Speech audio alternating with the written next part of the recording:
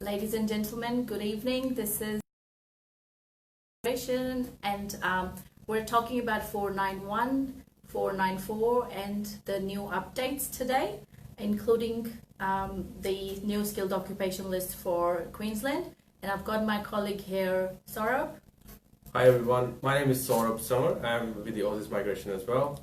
And today we'll be discussing about the recent about 491, 494, and also we'll provide you a little bit further information about the eligibility criteria from Queensland for the subclass 491 visa. So what information you need or what employment experience you need in order to apply for subclass 491 with Queensland. Yeah, so guys, stay tuned. We're registered migration agents from Melbourne, Aussizz Migration, Collins Street branch. So we would like you to be updated on the new updates that came today itself. So before we proceed further, I would like to say, please like, comment, and share. We would love to hear from you guys. We would love to know what your questions are, and would like to possibly answer as much as we can today. If not today, so we can do it tomorrow, or maybe you can text us. We've got our phone numbers there. Our Maran number is 18 016 52. My phone number is 0404 632 066. And sorry? And yeah, so if you do have any issues or any questions at all, feel free to send us a message on Facebook, or you can send us a message on WhatsApp. Perhaps drop a text message if that's convenient for you. And also, if you do have any questions or anything related to any of this matter, you feel free to leave a comment. And this is just for an education purpose only, this video. And if any advice given is solely based on your own way, the way you want to take this advice. And for the professional migration advice, I should recommend always go and seek professional advice from your migration agent. And make sure they're registered. Yeah. Under Mara. Did you share your registration? Yeah. My Mara number is 18020044, and my phone number is 0404 083304. And I'm also located at 290 Collins Street, Level 1, Melbourne, Victoria. Perfect. So let's begin this, guys. Please make sure you're sharing this as much as you can. If it's not relevant to you, it might be relevant to a lot of your family and friends, okay? Let's begin. What do you want to talk about first? Okay, I think on a good note, let's talk about the recent changes. So let's talk about these, the Queensland. The Queensland, yes. So what Queensland has done recently, because it's 491 and it's coming into effect from 16th of November, right? Yeah. So everybody is curious, like, we're getting so many phone calls every day, a lot of emails. Yeah. What is the new changes? What's the new changes? What's going to happen to my visa? What do I have next option? So there is not a lot of states out there who've released 491 information as yet, right? Yeah, exactly. So I was so surprised when I looked at that the Queensland has actually released this information. Normally, not any other state have actually released any information regarding their eligibility criteria. Yeah, and they've been closed for a while now. Yeah, exactly. So they already closed 489 requirements. So the only criteria that you can check with any other state authorities is actually only the subclass 190 criteria. Yeah. So yeah, like Queensland has actually been the first state, and this is the time where people can actually start preparing. Queensland has done the first step to attract a lot of regional Exactly. population. So we're here to present you with what is required to be eligible for Queensland 491 as well as 190. So let's begin, Saurabh. What do you have to? Okay, so the most important thing, the first important thing that is the occupation. That your occupation must be in the Queensland, working in Queensland list. So that's the most important aspect. Like, you must be already have your occupation in that particular list. Yeah. So each state, like I've told you many times, or my colleagues have told you many times before, guys, each state has different criteria. Each state has a different list, and out of that list, some states have one list, or some states have more than one. More than one list. Yes. So this is just to tell you what's going to happen according to your situation. So the first thing you said is working in Queensland. Working in the Queensland list. And do you want to cover the second one? Yeah, so basically, like you covered working list. So the second part is obviously that you should be working it makes sense. So working in Queensland in that occupation. So there are two different requirements. One is for 190. So I'll cover the 190 which is basic, and I'll let Saurabh cover the 491 because this is what people are excited about now. So for 190, which is still which was there from earlier and is still going for 190, is you have to be working for 6 months full time in that occupation in Queensland, and then the minimum hours that you should be doing is 35 hours per week. That's what they consider full-time employment. So if you're working in Queensland for 6 months, then you can probably go for 190 after they open up. So 6 months full-time work experience. Saurabh, can you please explain to me, can I be working without qualifications or prior qualifications, or what does it work like? That's the most important question, and that's a really good question as well. So your experience will only be counted if it's a post-qualification.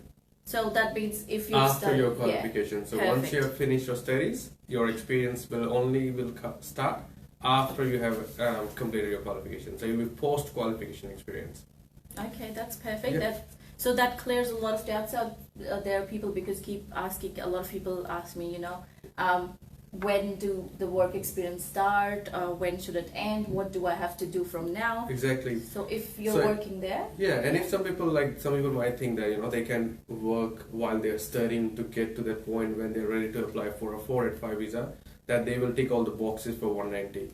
But most importantly, that's full-time work, and you cannot do the full-time work while you're on a student visa unless you're studying masters or master's by research or doing a PhD degree. That's right. So, Saurabh, tell me if someone has already studied and already used the TR and maybe on a work visa now for 482, can they still do this 190? Is it like post qualification? Yeah, exactly. So if they're already working in Queensland and their occupation is actually in that Queensland occupation, working in Queensland list as well. Yeah.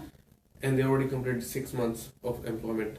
Then we could. So they could possibly be eligible. But perfect. Furthermore, more information would be available after 16th of November. Yes, guys. So whatever we're talking about today is there in the list. But what happening is, because it's all getting activated from 16th of November, so we'll have the exact information, exact data at that time. Yeah. This is what they provided us with, some information to guide our clients through. Yeah, this is just a bit of a speculation, but there will be further concrete information will be available after 16th of November. Perfect. So let me talk about the 491 visa requirements as well. So similar to 190 visa, you have 6 months of employment experience requirement post qualification, and the minimum 35 hours. Yeah. For 491, since it's a regional sponsored visa, so the requirement is only 3 months of experience required for full-time experience in a regional Queensland area. Yeah.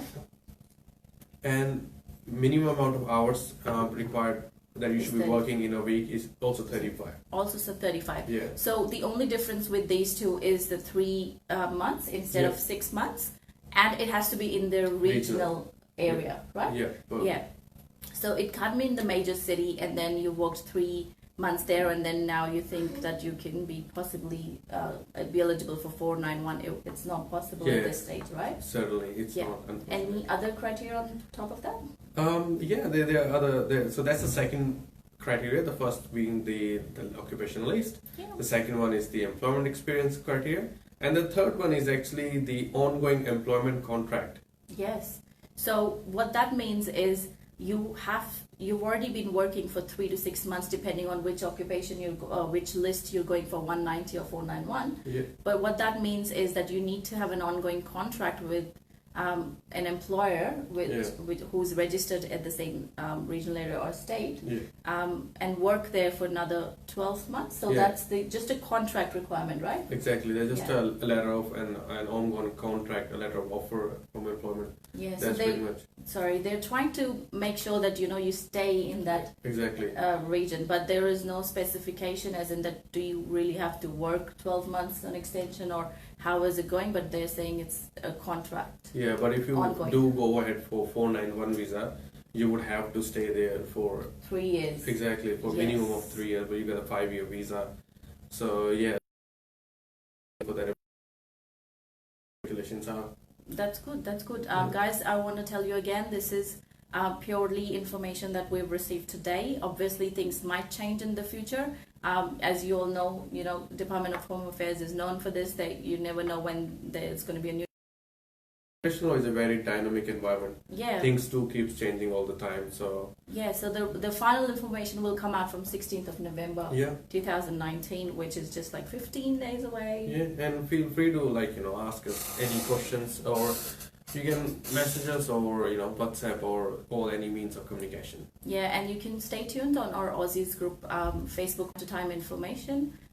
Everything is up there on Facebook, on all other social media for Aussizz. So make sure you're also liking, sharing, and commenting, so we could possibly answer your queries and your family's queries as well. And tag your friends. If someone who's actually struggling to get permanent residency, or someone actually having issues right now where they feel like there is no way, that they meet the dead end, like they don't know what to do next. Yes, so I guess the encouragement is what they need, because we see a lot of clients who are like, I just want to go home because I don't see any light, hope, any hope. So every silver lining, is that what it's saying? Yeah. So there's still there's still some light.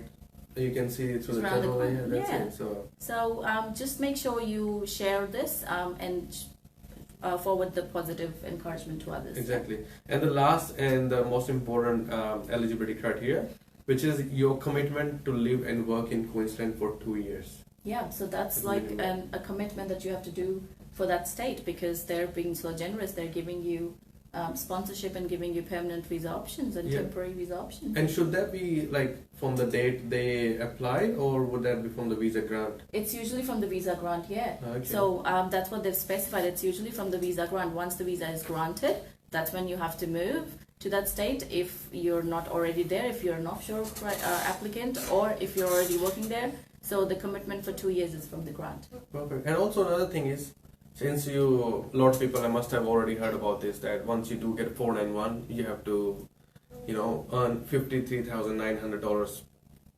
in 2 annual years per annum. Yeah, per annum. Yeah, out of those 3 total financial years, but they have to do it for 2 years. It cannot be consecutively. It can be cumulatively. Yeah, so that's good. Yeah. So would you be able to assist us, how can they work for more than one employer? So this is what I always like to share, because this is the new 191, which is the permanent visa after 494, is more like the permanent visa like we had 489 to 887. So it's going to be the similar thing as well. Mm-hmm. So just before you can possibly work anywhere with any person or any occupation. You don't necessarily have to be, if you've got the 494 granted as an electrical engineer, you don't have to be working as an electrical engineer on all those 3 years 494. The only requirement that you have is to have a taxable income and work with any employer, any occupation, right? Or they can even have their own business as well. Or they're self-employed. So the basic criteria for 53,900 is basically saying that you're doing tax, and then there is more job opportunities, or the economy in the regional area is growing. So that's it. They don't want you to be staying in the same. There's no criteria like that. So you can work for more than one employer. Yeah. You can have more than you can have 2 or 3 part-time jobs. Yeah, along the same time, as long as you're meeting 53,900. That's it. Yeah, and you don't have to work in your own occupation because everyone understands it's really hard to find that job, nominal job in a regional area itself. Yeah. So I guess that's pretty easy and clear now. So that information is for people who are already currently living in Australia. That means that's why the list is called working in Queensland. That means those people are already in Australia at the moment. And let's talk about the people who are actually not in Australia but they are offshore. Okay. People who are offshore can also apply for 190 and 491 from Queensland, because since only Queensland given us this information, so we can only talk about Queensland right now. So they have a different list for that, which is an offshore list. which means that their occupation, their skills assessment is assessed in a nominated occupation. That occupation has to be on the offshore list. Okay. Yeah, and Cool. what do you think there's any other? Yeah, and the second most important criteria based on their experience, that they would require 2 years of post qualification experience. Oh, that sounds good. Yeah, so that experience has to be in their nominated occupation. That's great. Yeah. So what that means is you should have 2 years of experience before applying for the visa. Exactly. Right, for the invitation or for nomination, For right? the state nomination. Yeah, so you should have 2 years, and it has to be in the relevant occupation. In the relevant occupation as well, in your nominated occupation, the occupation that you will nominate, which is in the offshore list. So if I'm a chef, and let's assume that chef or even accountants, they're there in the offshore list, so that means I should already have 2 years of work Yeah. experience before applying. So that's Yeah. only when I'm eligible for offshore, right? Certainly, and if you are offshore as well. Yeah, and I'm offshore, of course, right? Yeah. Okay. And the third important, so there are some kind of waivers. So if you are a PhD graduate, then you don't need to provide an experience. You don't need to get that experience. Yes. Or if you can provide us a 12-month of a job Offer. contract Yeah, or job offer Yeah. in your nominated occupation. Perfect. So guys, we're again talking about offshore now, still offshore. Yeah. If you're an overseas PhD graduate, you do not have to have 2 years of work experience before applying for Queensland. So you do qualify with just PhD Yeah. doctorate degree from overseas, and have a job offer Yeah, and the job offer can be either in your occupation or or relevant. or related to your occupation. Yeah, so that means highly relevant. So not an electrical engineer cannot go for chef job Yeah. offer. Yeah, certainly. Yes. That Okay. will be little to aware of. So this is the one which we were talking about, the Queensland. Do you want to break it up and just be like the last that this is what it is? Yeah. Or do you want me to do that? Yeah. Yeah. So Yeah. Just a okay, so just the basic what the yeah. final So thing just is. let's summarize everything once Yes. again. So for onshore applicants, your occupation must be in the Queensland, working in Queensland list. Secondly, for subclass 190 application, you must have a 6 months of full-time work experience in your nominated occupation, which is also post-qualification, and you should be working minimum 35 hours per week. Perfect. And for 491 visa, would you like to? Yeah. So for 491, you need to have 3 months of work experience right before you apply, and then an ongoing contract with them, or not a contract, just an online. Ongoing contract. Yeah, so 35 hours per week is the full-time requirement for 3 months, and then you can do that Yeah, in the Right. regional area. in the regional area. And the last and important, commit Correct. to live and work in Queensland for 2 years after the visa grant. So that requirement is actually same for offshore or onshore, because you want to commit to work and live That's and work right. in Queensland. That's right. And and then quickly let's cover up for offshore as well.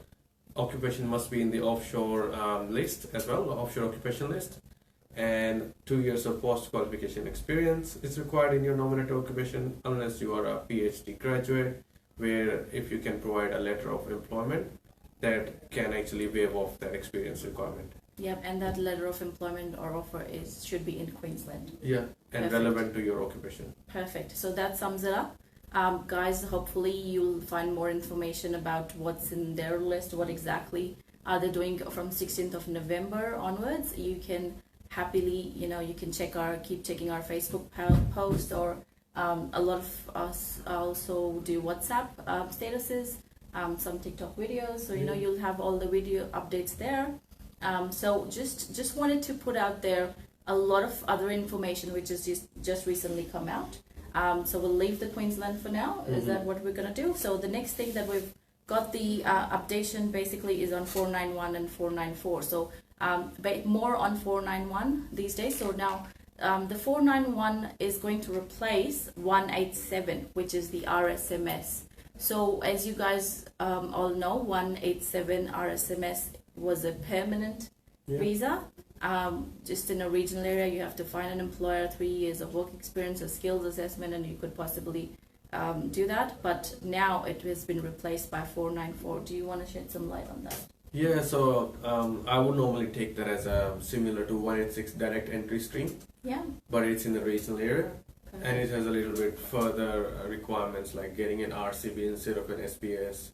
So Yeah. those are the requirements. You know, the differences, like a major differences, you can say. But now, since that no longer, so 187 is no longer available after 16th of November.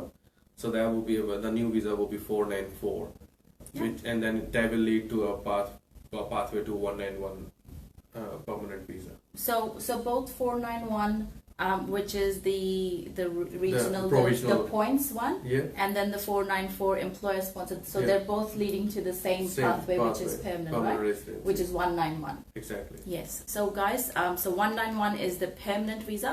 So one permanent visa, and there are two pathways for that, which is 491 GSM point based regional area, and then 494 employer sponsored visa in the regional, and then they're both pathways to permanent visa. Yeah, 191. 191.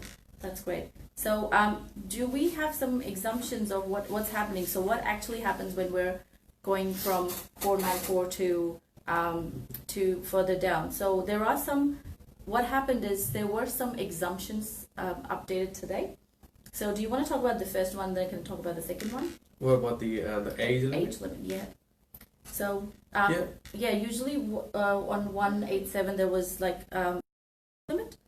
Sorry, for certain for everyone. So the age limit is 45. 45. Right. But there were exemptions. So there were some exemptions on 187, but they've added on some more exemptions on this 494 to help a lot of regional people out there. Yeah. So do you want to tell me tell everybody what was the previous one and Yeah, so previously the university lecturers, faculty heads, medical practitioners, and 457 or 482 holders. Yeah. But now we have the same amount of people as well. Plus, we have also added subclass 444 and 461 holders, which are our lovely New Zealand citizens. So 444s are a special visa for New Zealand citizen who just enter on that visa. Yeah, as long as they have a New Zealand passport. Yeah, and the 461 is for their family. For their family members. So the only addition is if you are one of the holders of 444 visa and 461, which is the New Zealanders,